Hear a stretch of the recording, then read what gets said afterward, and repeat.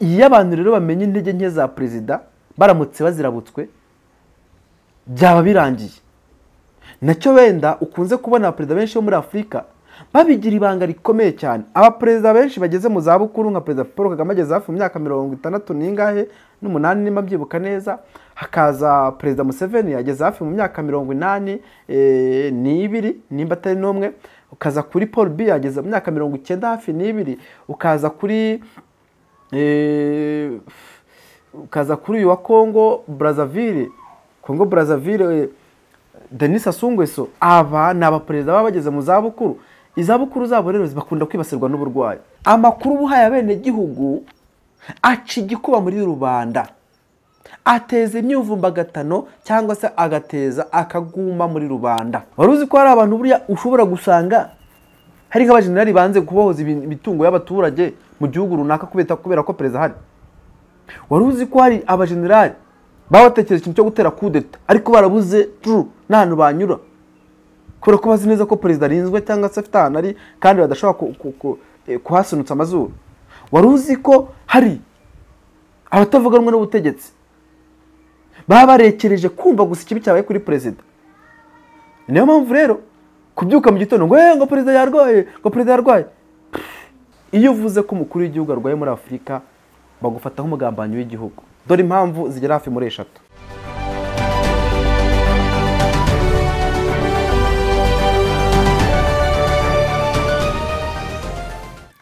Ndabasuje mwese mukunda ibiganiro bya The Point Africa. Ni umwanya w'ikiganiro tugiye kugaruka turebera hamwe.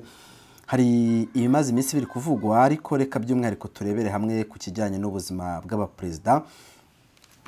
Ubundi kubera iki akenshi iyo umuntu avuze ngo perezida ararwaye bibi nkuru nyamukuru cyangwa se ugasanga abantu benshi babigize igikuba kigacika? Ubundi perezida ntarwara.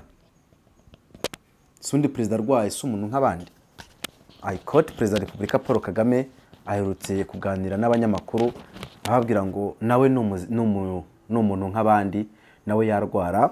Ariko bikamabwira ngo uramutse utangaje muri Afurika, uramutse utangaje ngo perezida ararwaye ukanavuga n'ibitararembeyemo ubugambaniye igihugu. Muri Afurika nuramuka ubyutse mu gitondo ngo perezida ararwaye arembeye muri no bitaro, ubu uri umugambanyi w'igihugu. Muri Afurika i Burayi ntabwo ari uko bigenda, kuko cyangwa se mu bihugu byateye imbere urabona Perezida Biden wa Leta Zunze Ubumwe za Amerika aherutse kujya mu kizamini cy'ubuzima aho bagombaga kumucisha muri neuroscope. Nimba byibuka neza neuroscope bimeze gute, ni ikizamini bagombaga ngo kumusinziriza bakamutera ikinya kimusinziriza. Ariko muri Amerika bagira itegeko rivuga ko iyo perezida ari unconsciously cyangwa se adashobora gutekereza cyangwa se gusubiza cyangwa gufata umwanzuro ari wo wose bitewe n'impamvu z'ubuzima, hajyaho umusimbura akaba asimbuye igihe gito kugeza igihe perezida abaye muzima cyangwa se agarukiye iba umuntu. Icyo gihe bahitamo vice perezida wiwe akaba ari we uraba umusigariyeho. Ibi rero ni mu bihugu byo hari ariko bakanabitangaza bakavuga ati perezida agiye gukorerwa iki kizamini n'iki. Uretse icyo hari n'abaperezida benshi cyane hanze ahangaha bagiye banagira ibibazo by'ubuzima bigatangazwa bakavuga ko barwaye, ariko ni ibihugu biri demokratike byo hanze i Burayi. Muri Afurika ho uzabyirinde. Muri Afurika nicyo kintu cya mbere ubundi gisa naho ari nk'igisasu bawizirikiye baramutse uvuze ngo perezida runaka ararwaye. Hari abaperezida bakunze kubikwa cyangwa se bakabavuga ko barwaye banarembye. Hari perezida bita Paul Biya, uyu ni perezida wa Cameroon. Uyu mukuru w'igihugu mu mwaka wa 2024 nimba mbyibuka neza bavuze ko arwaye arembye cyane, yewe biracicikana ibinyamakuru byo muri Cameroon byo birarumira ntihajyana kimwe kirabukwa n'icyavugaho namba. Yewe bigera n'igihe bamwe bakajya bavuga bati yarapfuye amaze n'igihe kinini atariho. Ariko haciye iminsi mike aza kugaragara ku kibuga cy'indege yagarutse. Icyo gihe yagaragaye yambaye imyenda y'umweru rwose, white. Ubu ni Paul Biya, ariko mu gihugu cye imwe imbere ntawugeza anacisha ko perezida arwaye. Ikindi abantu muribuka Chakwera, ndumva ari Chakwera yagize atya nawe batangaza ko arwaye, wa Zambia batangaza ko arwaye. ni Chakwera nibyo batangaje ko arwaye za 2024. Ibitangazamakuru byo muri Zambia nabyo biraruca birarumira, nta kigeze na kimwe kinatangaza ko uyu president arwaye. Ikindi ndumva n'abaperezida benshi bagiye batangazwa ko barwaye, ariko bigatangazwa n'ibinyamakuru byo hanze. Museveni amaze imyaka 39 ku butegetsi. Mu kwezi kwa mbere kwa 2026 aziyamamariza indi manda ya karindwi. Manda ya karindwi 2026 ejo bundi mu kwezi kwa mbere aziyamamariza manda ya karindwi. Ntabwo arigera atangazwa nk'umuntu urwaye n'igicurane n'umunsi n'umwe. Suko atarwara. Perezida MC na Kagame, warigera umva Perezida Kagame mu gihugu hano batangaza ko Perezida Republika Paul Kagame arwaye? Ibinyamakuru byo mu Rwanda. Reka tugaruke ku nkuru imaze iminsi ivugwa, aho umugabo bita Himbara. Uyu Himbara yarateruye avuga uburyo Perezida Republika arwaye, ndetse arwariye mu Budage, by'umwihariko anavuga n'ibitaro arwariyemo. Bigira n'igihe noneho bamwe baranarengera bavuga ko yatabarutse. Icyakora ejo bundi arabatungura, aragaragara mu ruhame. Yari amaze igihe kijya kugera n'ukwezi atagaragara. Ibi Perezida wa Repubulika ashobora kugira icyo bita konje y'umwaka, konje y'ukwezi, hari ibiruhuko by'abakozi ba leta bagira igihe bakajya mu biruhuko, wenda nk'abikorera ndetse n'abakorera abakozi abayobozi bigenga, abakoresha bikorera batari leta. Njya mbona badakunda kugira ibintu by'ibiruhuko cyangwa se kugira amakonje, ariko uzareba kenshi abakozi ba leta bagira ibiruhuko, na perezida nawe agira ibiruhuko. Rero perezida nimba yarigire mu kiruhuko, na cyane ko afite ahantu henshi atuye mu gihugu, na cyane ko igihugu nyine byose burya perezida bemerewe gutura aho ashaka, ni nkuko nanjye nemerewe gutura aho nshaka, buri muturage wese yemerewe gutura aho ashaka mu Rwanda. Abantu ati yo perezida nta kigaragara, perezida amaze igihe ukwezi gatagara. Byatangiye bavuga ngo ibyumweru 2, bitangiye 3, birangira bageze ku kwezi. Abandi baratangira ati ngo he's vanished. Ntaciye iminsi agaragara ari kwakira Olusegun Obasanjo wa Nigeria. Agaragara ari kwakira perezida wa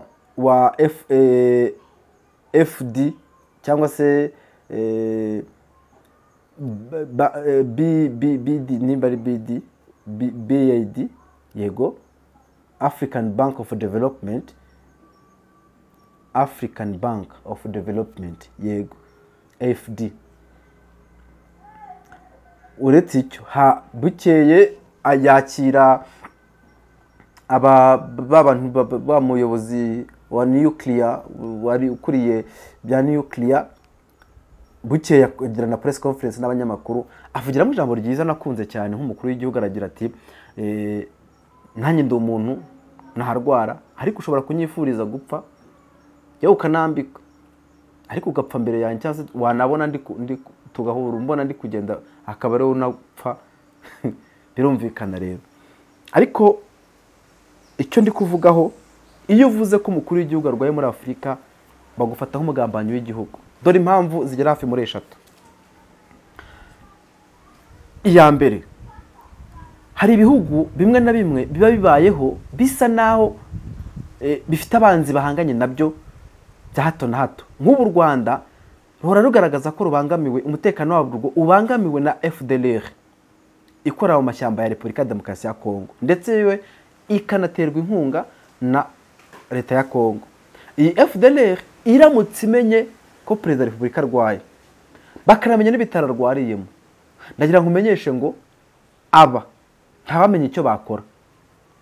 Kuko buriya iyo perezida ari ku butegetsi muri Afurika, twabonye ko perezida muri Afurika aba ari treasury, aba ari umutungo, aba ari nk'umutungo w'igihugu, aba ari ikintu kidasanzwe cy'igihugu. Kuko burya abantu benshi, abaperezida benshi nibo banarinze security, nibo baba barinze icyubahiro, nibo baba barinze honor, icyubahiro cy'igihugu.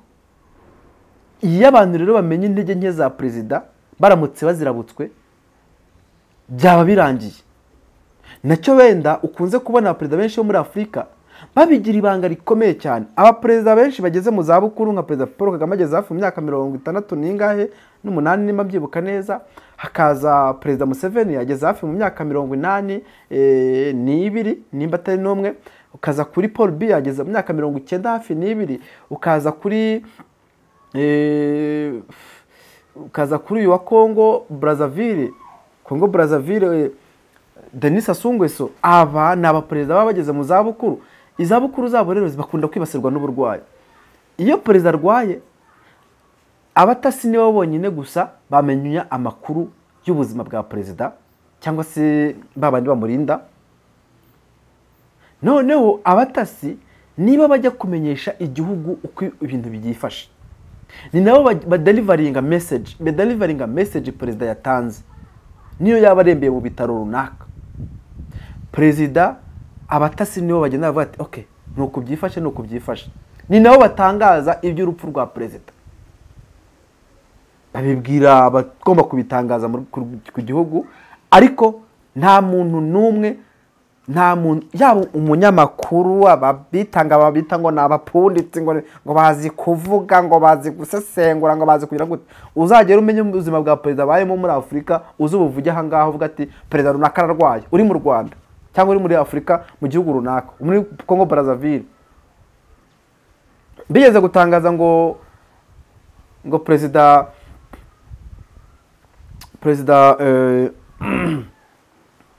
perezida uyu mugabo wa Congo Kisekedi ararwaye. Birasakuzwa, ariko nta munyagihugu n'umwe wigeze uhaguruka avuga kuri televiziyo y'igihugu cyangwa y'Kinshasa ngo perezida ararwaye. Wabicisha ubinyuze jya muri hariya mu gihugu cy'u Burundi. Mu gihugu cy'u Burundi bajya kuvuga ngo Nkurunziza ararwaye, arembeye mu bitaro, yari yamaze gupfa. Nkurunziza yapfuyeho iminsi 2, babitangaza muri iyo minsi imaze kurangira. Kubera iki babitangaje icyo gihe? Nuko bari bazi neza ko baramutse bavuze ngo Nkurunziza ararembye, byaba biteza iskandale mu gihugu. Ikindi buri icya kabiri nari maze kuvuga kuri treasure cyangwa se ko perezida ari igitinyiro cy'igihugu. Noneho ngarutse no kuvuga ngo hari abantu kuririra bagateza chaos mu gihugu. Hari nk'abantu baba batavuga rumwe n'ubutegetsi, hari n'abantu burya baba bameze nk'abantu bazitiwe na perezida kugira ngo badakora ibibi. Iyo perezida rero baramutse bamenye ko perezida adahari, arembye cyangwa se ari ahantu adashobora kuba yagira umwanzuro runaka afata, ndakumenyesha ko abo bantu baba babonye urwaho rwo kuba bakora ibibi. Wari uzi ko hari abantu burya ushobora gusanga hari nk'abajenerali banze kubohoza imitungo y'abaturage mu gihugu runaka kubera ko perezida ahari? Wari uzi ko hari abajenerali babatekereza ikintu cyo gutera kudeta ariko barabuze n'ahantu banyura kubera ko bazi neza ko perezida arinzwe cyangwa se afite ahantu ari kandi badashobora kuhasunutsa amazuru? Wari uzi ko hari abatavuga rumwe n'ubutegetsi baba barekereje kumva gusa ikibi cyabaye kuri perezida? Niyo mpamvu rero kubyuka mu gitondo ngo perezida yarwaye, baguta muri yombi, ubagambaniye igihugu. Icya gatatu, iyo kuvuga ngo perezida ararwaye, gutangaza ko intege nke za perezida, reka tubishyire muri nani kuvuga intege nke za perezida. Hari abaturage baba bamwizereramo, believe in him, baba bamwizereramo nk'umuntu udashobora gukorwaho namba, utarwara. Buriya abantu batekereza ko perezida buriya atarwara, batekereza ko perezida atajya mu bitaro, adafata imiti, atagira perezida w'igihugu runaka. Abo baturage rero ubadekuraje, ubaciye intege. Cyambere ugambaniye igihugu, mu gihe cyose ugaragaje ko perezida arwaye, ugaragaje intege nke za perezida. Perezida yagicitse intege, ntabwo ari muri koma, perezida se wenda n'urugero bamubaze, perezida se wenda turi kuvugana hari ahantu habi, ubuzima bwe bumeze nabi, ari mu mwuka, bari kumushyira kuri bomboni, perezida rwose ubu turi kuvugana ibintu byarabuye byakomeye, mutabare.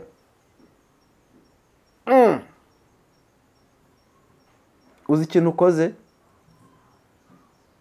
Uremye akaguma mu gihugu, uteje imidugararo mu gihugu, ugambaniye igihugu kubera ko utanze icyuho ku batavuga, ku barwanya ubutegetsi, utanze icyuho ku mutekano w'igihugu, utanze icyuho kuri security cyangwa se by'umwihariko ku gitinyiro cy'igihugu. Nababwiye ko perezida aba agizwe n'ibintu bitatu. Ni igitinyiro cy'igihugu. Hari abantu barinda gukora amakosa mu gihugu bitewe n'uko bazi ko perezida ahari. Hari abajenero, hari abasirikare babura uburyo bwo gutera kudeta kubera ko bazi ko perezida arinzwe, badashobora kubona aho bamenera. Baramutse bamuciye urwaho bakamenya ko arwaye ari mu bitaro runaka, byarabura. Paul Biya, nababwiye ko Paul Biya yarwaye, nako bamutangaje ko arwaye. Yewe bajyana igihe banarengera baranamubika, bavuga uburyo rwose amaze igihe kinini ahubwo yarabura ibirengero. Igihe perezida Biya yari amaze hafi amezi agera niba ari 3 niba mbyibuka neza atari mu gihugu, yibera mu France. Bagiye kubona abonaje mu myenda y'umweru, agomagira ameze neza cyane. Chakwera baramubitse baramutangaza ngo Chakwera ararembye cyane ameze nabi. Bukiye mu gitondo Chakwera babona ari gutembera. Museveni no ujye bica mu mutwe agakubita amapompaje ati ndacyari umusore. Ko buriya Museveni ni umwe mu bantu mu buzima bwe bwose kuva yakwitwa kuva yabaho, nta muntu urigera mubona yacitse intege agaragaza ko yarwaye. Hari ibintu abantu bumvise by'ibintu bita covid, abantu perezida bamwe bagatangaza ko barwaye covid. Mwumvishe bavuga ko Biden yayirwaye, mwumva bavuga ko Museveni yayirwaye. Nzakora ikiganiro basobanurira impamvu abaperezida bamwe na bamwe ndetse n'abantu b'abanyacyubahiro n'abanyagitinyiro bagiye bagaragara nk'abantu barwaye covid. Nzababwira impamvu yabyo kugira ngo abantu batazabyitiranya ngo kuki we batangaje ko arwaye covid. Oya, iyo cyari ikintu cyagombaga kuvugwa muri ya minsi, kuko byari bikenewe. Reka mbikomozeho, covid muri ya minsi bari bakeneye kuyimenyesha abantu, kuyumvisha abantu ko ari abantu benshi bakibeshidikanyaho, ndetse banakeneye no kwereka abantu ko n'abakomeye bayirwara atari abantu baciriritse gusa cyangwa se babakene. Muri Afurika bajya bavuga ko nta munyafurika ifata. Byari byoroshye kugira ngo babwire abaperezida bamwe na bamwe bayigaragare nk'abayirwaye, barimo na Museveni n'abandi.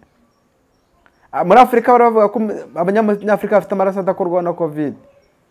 Iminsi igenda ishira, icyo cyara gifata intera kugeza no ku rwego no muri Afurika kihasakaye, ndetse by'umwihariko binarangira na bimwe mu bintu by'ubucuruzi n'ibindi byose byakorwa muri Afurika bihagaze bitewe no kuba nyine covid yari yamaze gusakara hose. Aha rero kuvuga ko abanyacyubahiro runaka bayirwaye ndetse n'abantu benshi batandukanye bakomeye mu butegetsi na muri za guverinoma bakagaragaza ko bayirwaye, byari ikintu gisa naho ari nko kumenyesha abaturage, kubakura mu cyaragati cyangwa se kubajijura, bavuga ati peti mugabanya karindi, ntabwo ari y'abakene cyangwa abantu boroheje, n'abakomeye barayirwara cyangwa se ndebe nabo abayirwaye, reba na runaka yarwaye. Hari n'abaperezida batangajwe ko bishwe nayo barimo Magufuli ndetse na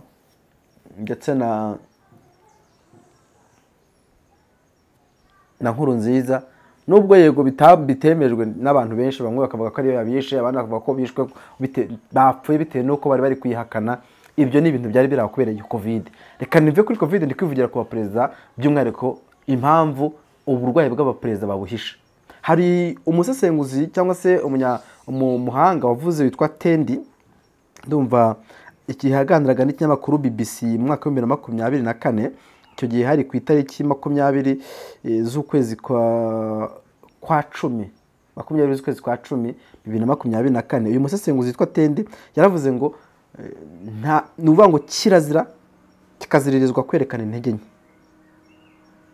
Kirazira kikazirizwa kwerekana intege nke. Nta perezida n'umwe uzigera ubona wagaragaje ko ari umunyantege nkeya mu burwayi, kuko buri uburwayi nyine iyo umuntu arwaye abacitse intege, abari weak, abadashobora kugira byinshi nyine yakora. Nta perezida n'umwe uzigera ubona wagaragaje ko ari umunyantege nkeya. Nta perezida n'umwe uzigera ubona wacisha mu ijisho ngo yitsamura akora muri rubanda, ntibibaho. Uzanabibona niyo perezida agiye kwishima. Abantu mwarabibonye ejo bundi bahita bakuraho kamera bakayirebesha ahandi cyangwa bagashaka ibintu batabashyiraho. Kwishima gutya akantu koroshye, iyo perezida bigiye kuba bakuraho kamera. Iyo perezida agiye gukorora cyangwa kwitsamara cyangwa babona yabaye exhausted cyangwa babona nyine asa n'umuntu watangiye kunanirwa, bantu baba bayoboye ibiganiro perezida barimo muri Afurika, ama press conference n'ibindi, bahita basaba short break, bahita basaba akanya gato k'akaruhuko, akabanza akajya kunywa amazi. Ntabwo uzigera ubona perezida azamukira ngo nganywa amazi muri rubanda. No, ntabwo uzigera ubona ngo uzajya urabona banifotoza gutya bafashe uturahure tw'amaji tw'ibiki byose. Ntabwo uzigera ubona perezida ngo ashyize ku munwa gutya. Hano muri Afurika cheka wenda ibihugu nyine biri vagabonde mwo kuntu wenda bizakunda, ariko ndakubwira ibihugu bigeze hafi nko mu 10 utazapfa kuyibona. Ntabwo uzigera umva ngo Samira ngo Surungo yarembye ngo ari mu bitaro, ngo perezida Paul Kagame ngo ari mu bitaro wenda bya Rwa Faisal, sibyo bikomeye hano mu Rwanda. Ntabwo uzigera umva wenda urugero ngo Museveni ngo yarwaye ngo muri Kororo hospital cyaki bya bitaro bya rekashwe. Ntabwo uzigera wumva uvuga ngo Denis Sassou Nguesso ngo yarembye ngo impamvu nuko uramutse ubivuze navuze ibintu bitatu. Waba ugambaniye igihugu mu buryo bumwe cyangwa ubundi. Icya mbere uri umunyagihugu kabivuga, utanze icyuho. Abo hanze baba bivuze, ibinyamakuru byo hanze akenshi ntabwo abantu babifata as serious matter, ariko ari itangazamakuru kiri credible hano mu gihugu kikabitangaza. Amakuru buhaye abene gihugu aca igikuba muri rubanda, ateza imyuvumbagatano cyangwa se agateza akaguma muri rubanda. Nawe rero munyarwanda ukurikira The Point Africa, nyamuneka utazakora ikosa ngo kuko wumvisha abantu bari kuvuga ngo perezida ararwaye ubisakaze ugende ubitangatanga ahantu hose. Bishobora kuba ari nabyo cyangwa atari nabyo, ariko ntabwo ari wowe ukwiriye kujya kuvuga ko perezida w'igihugu cyawe arwaye hano muri Afurika. Ariko mu bindi bihugu byo wenda birashoboka, ariko hano muri Afurika it's impossible gutangaza ko perezida w'igihugu cyawe arembye, ngo arembye muri ibi bitaro, arwaye ibi n'ibi. Indwara no perezida arwaye, indwara yo burya y'umuntu yo abaganga bavuga ko ari personal cyangwa se aba ari amakuru abazwi hagati ya muganga n'umurwayi. Nta nubwo bari ngombwa ko abantu bagenda bayatangaza ku karubanda, na cyane ko nta n'icyo ubugiye kumusaba ari ubufasha cyangwa se kumufasha. Nuko rero navugaga Cakwera ko yarwaye, navugaga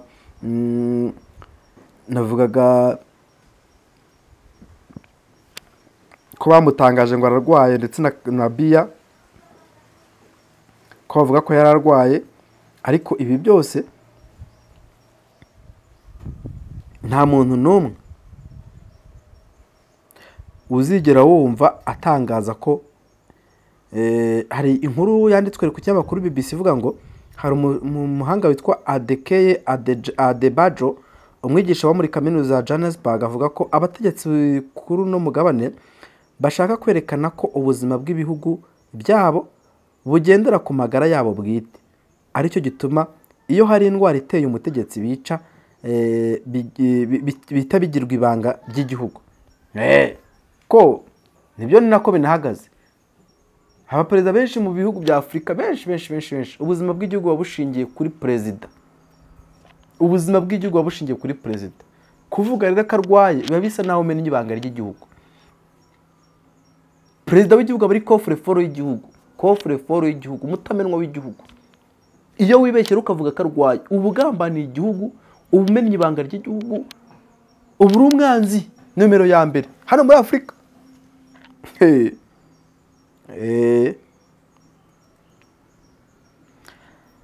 Hagize ikishobora kuba kuri perezida rero bishobora kugira ingaruka ku butunzi, ku masoko. Yego, nta kintu nari nanavuze ku masoko, ku masoko bishobora kugira igihungabana. Abantu bashobora kuzamura ibiciro ku rwego udashobora gutekereza, bameze nk'abantu bari guhunga cyangwa se guhananura ibiciro ku rwego udashobora gutekereza.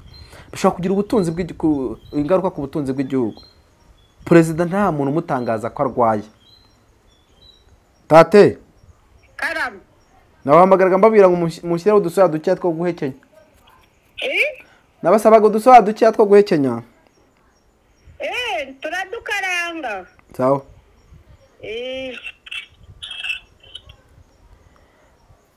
Yewe na politiki y'igihugu ishobora guhita ihindurwa bitewe nuko perezida bavuze ko arembye cyangwa se afite ikibazo gikomeye. Icyo rero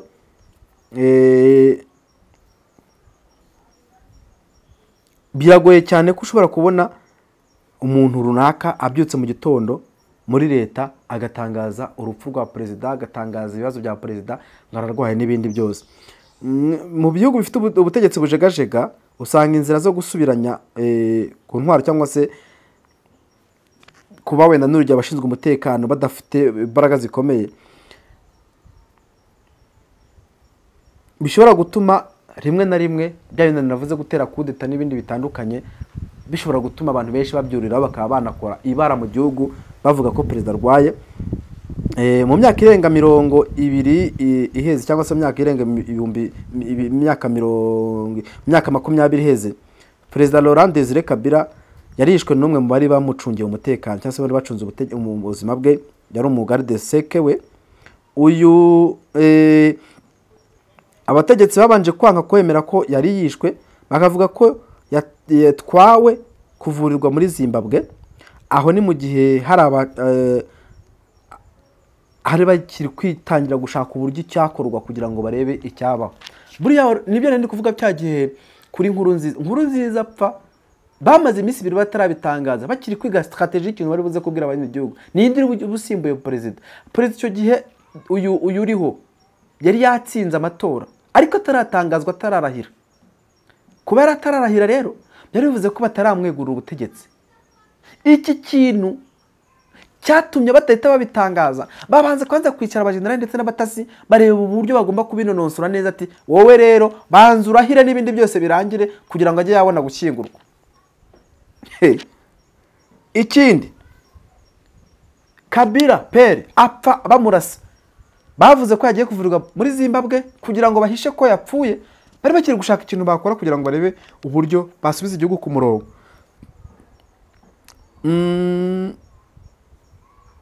Iki gihe abantu barabyibuka, byarangiye Joseph Kabila amusimbuye umuhungu we, kandi murabyibuka ko icyo gihe afite hafi niba imyaka 24, nta burambe by'uko yari afite, yari umusirikare. Nabwo abantu bashidikanya ku mirwanire ko baravugaga ko yari umuntu wajyanywe kugira ngo perezida. Icyo gihe birumvikana nk'umuntu wari umaze gupfa igitaraganya cyangwa se igiturumbuko, nta kintu cyari kigomba gukorwa. Babanje guhisha urupfu rwe, bajya babona kuvuga ko yapfuye ariko bamaze gusotinga out uburyo umuhungu ahita amutsimbura ku butegetsi. Tuve kuri icyo. Muri Malawi navugaga kuri ya n'ibya leta yabanje guhisha. Muri Malawi yamanje guhisha urupfu rwa perezida Bingu Mutarika yego numva ariko yitwa Mutharika yego mu mwaka wa 2012, kuko babonaga hashobora kwaduka ibihuha bikomeye cyangwa se byanatumye bacaka umuntu bita Joyce Banda. Uyu nguyu yari umwe uyu yitwa Joyce Banda, yiwe wari vice president icyo gihe, ariko byarangiye Joyce Banda batamuhaye kugira ngo bari musimbura. Ariko mu gihugu cya Zambia, aho abakuru b'ibihugu babiri bapfuye bakiri ku butegetsi, hamwe no muri Ghana igihe perezida John Alta Miles yapfaga mu mwaka wa 2012. Tugenda abantu barabyibuka, itegeko nshinga ryarakurikijwe, nta kintu na kimwe kibayemo, kuko basimbuwe n'aba vice president babo cyangwa se n'abari babungirije. Mu myaka itari mike ku butegetsi, batari bake ba Afrika bamye binumira cyangwa se bagiye bakunda gucicika cyane nyuma yaho abayobozi babo cyangwa se abakuru b'ibihugu byabo bapfuye mu buryo butunguranye. Mu mwaka wa 2010 Robert Mugabe wahoze ari perezida wa Zimbabwe yaryamiye abantu barabyibuka ko yamaganiye kuri byavugaga ku magara ye cyane, aho yavugaga ko ibinyoma ari ibinyoma byambaye ubusa. Icyo gihe bavugaga ko ibinyamakuru ari byo biri kumushyiraho ko arembye. Mu myaka 3 iheze cyangwa se imyaka 3 ishize, inkuru yo mu mwaka wa 2024, tangwa ry'urupfu rwa perezida Magufuli ryagiye kuza inyuma y'amayinga, bamaze bahagana ko nta kibazo afite. Abantu barabyibizi, Magufuli abantu bakomeza guhakana ngo nta kibazo afite kugeza bagaragaje ko yapfuye nyuma hafi y'ibyumweru bishize.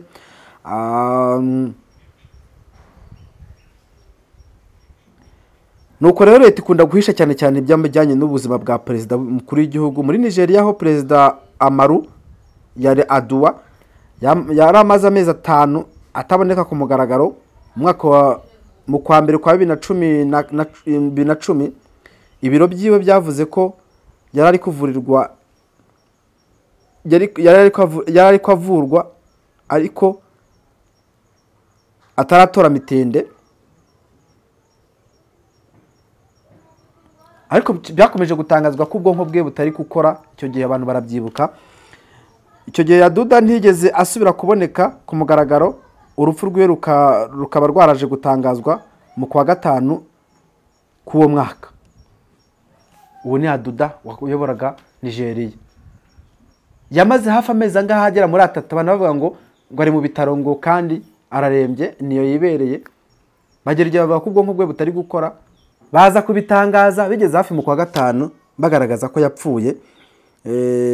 Icyo gihe abantu benshi barabibonye, ariko ntabwo ari abaperezida bose batabyumva gutyo, kuko buriya no muri Perezida Muhammadu Buhari wa Nigeria hari mu mwaka wa 2017 yatangaje igihugu ko atari bwigera arwara nk'uko yari arwaye mu buzima bwiwe, nubwo atavuze indwara yari arwaye. Icyo gihe niko yazi kubivuga.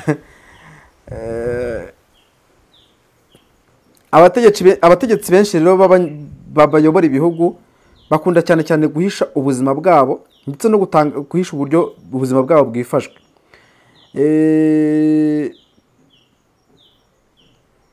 Abategetsi bashobora kuba bagira ubwoba ko ari nka hamwe baramuka bashyize hanze ibibazo byabo cyangwa se by'ubuzima bwabo buhagaze, yaba bishobora gutera intege abakeba cyangwa se ibihugu byo hanze birondera kwivanga muri politike z'ibyo bihugu.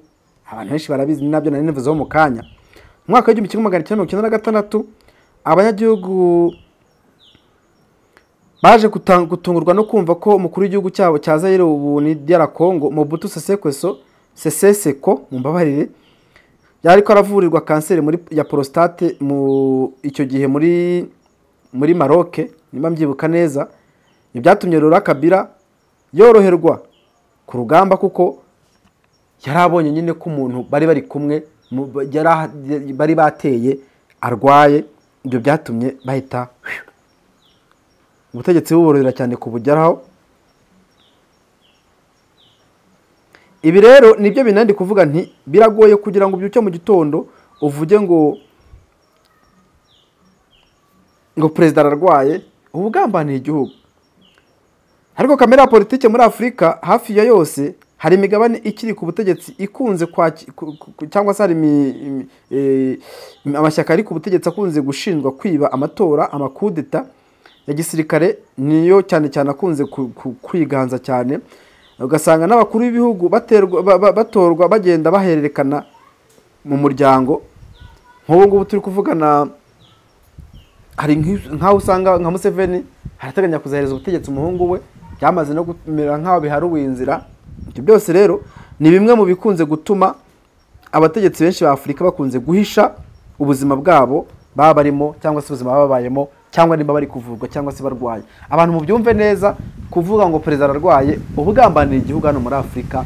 Cyakora ntabwo ariko bimeze i Burayi ho barabivuga bagatangaza n'igihe perezida ashobora kuzagarukira, naho ngaho ariko muri Afrika ho nuko byifashe. Ni nawe nsoreje ikiganiro nabateguriye, komeza kubasabira kugira amahoro y'Imana, kandi Imana ikomeze kuganza muri mwebwe. Imana ibaha amahoro n'amafaranga. Ciao ciao.